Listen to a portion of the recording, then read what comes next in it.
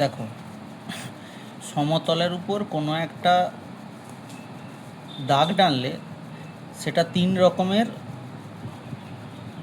রূপ নিতে পারে। 1 নম্বর হচ্ছে, হয় এটি সরল রেখা,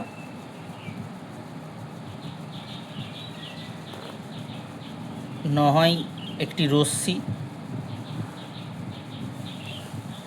তা না হলে একটি সরল রেখাংশ।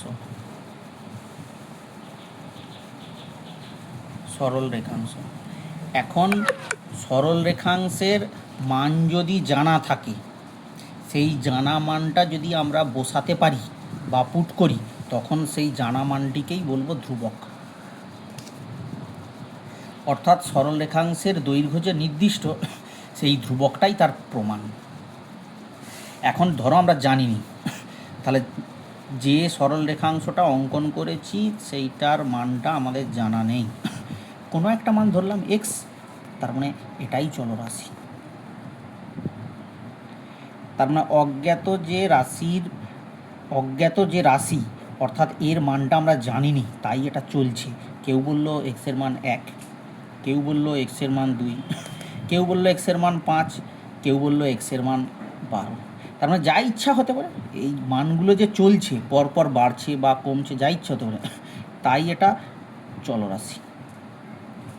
এখন কোনো একটা নির্দিষ্ট তাহলে রেখাংশ নিলাম যার মান ধরো এ, তার মানে আমরা এটা ধরে নিচ্ছি ধ্রুবক নয়, এটা চলরাশি। একই রকম এই যে সরল রেখাংশটা নিয়েছিলাম, এই সরল রেখাংশটার এইটা তার মানে দৈর্ঘ্য, এই দৈর্ঘ্যটা আরও এমনভাবে ছিল, এটা হচ্ছে দিগন্ত রেখা বরাবর, আমি উলম্ব বরাবর 90 ডিগ্রিতে একই মাপের ওই একই রেখাকে স্থাপন করলাম।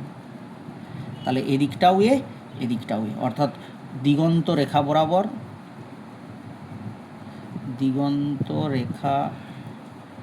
বরাবর এ, আর উলম্ব বরাবরও এ, একই রকমভাবে এদিকটাকে আমরা বদ্ধ করে দিলাম। তাহলে বদ্ধ করে দেওয়ার ফলে চতুর্দিকেরই সরল রেখাংশের মান বেরোলো এ। তার মানে বদ্ধ অঞ্চলটি আসলে একটি বর্গক্ষেত্র। তাহলে বদ্ধ অঞ্চলটি বর্গক্ষেত্র। বর্গক্ষেত্র মানেই তার ক্ষেত্রফল আছে, বাহু গুণিত বাহু, তাহলে বর্গক্ষেত্রের ক্ষেত্রফল।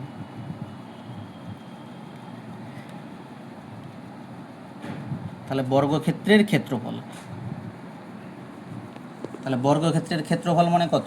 তাহলে এ গুণিত এ, এটা মানে এবার সূচকের নিয়মে এ টু দি পাওয়ার 1 যোগ করলে হচ্ছে এ স্কোয়ার।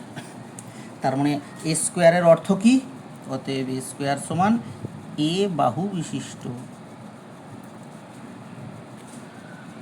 বর্গক্ষেত্রের ক্ষেত্রফল।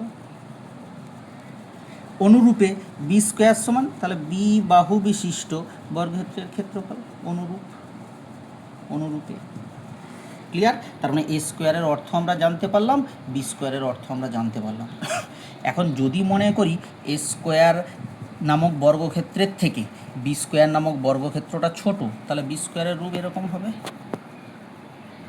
এটা সম্পূর্ণ আমরা ধরে নিলাম।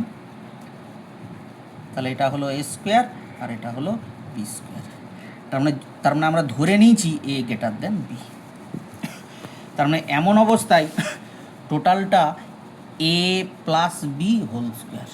এটার অর্থই হচ্ছে কি না, এ প্লাস বি হোল গুণিত এ plus B.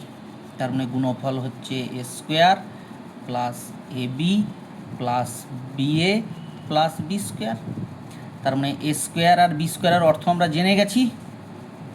R A B আসলে এ আর বি যা, বি আর এও একই, কারণ গুণটা তাদের বিনিময় নিয়মকে সিদ্ধ করে, অর্থাৎ 2 গুণিত 3 সমান 3 গুণিত 2। তাহলে এমন অবস্থায় কি দাঁড়ালো না 2ab। তার মানে একসঙ্গে বললে আমরা পেলাম A square plus 2ab plus B square. তার মানে A plus B whole square, এটার অর্থই হচ্ছে A square plus 2ab plus B square. তার মানে একসঙ্গে সম্মিলিত রূপে যে চিত্র দাঁড়ায়,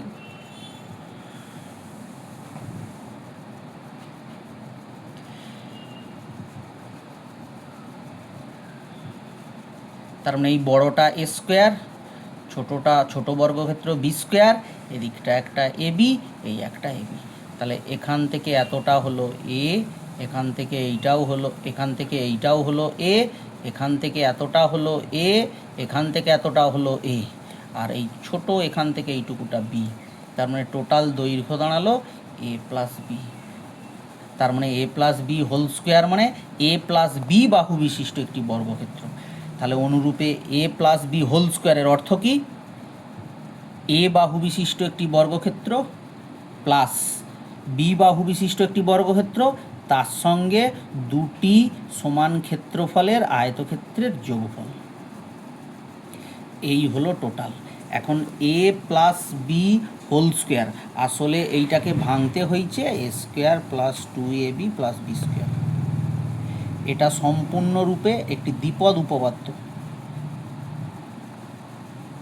দ্বিপদ উপপাদ্য।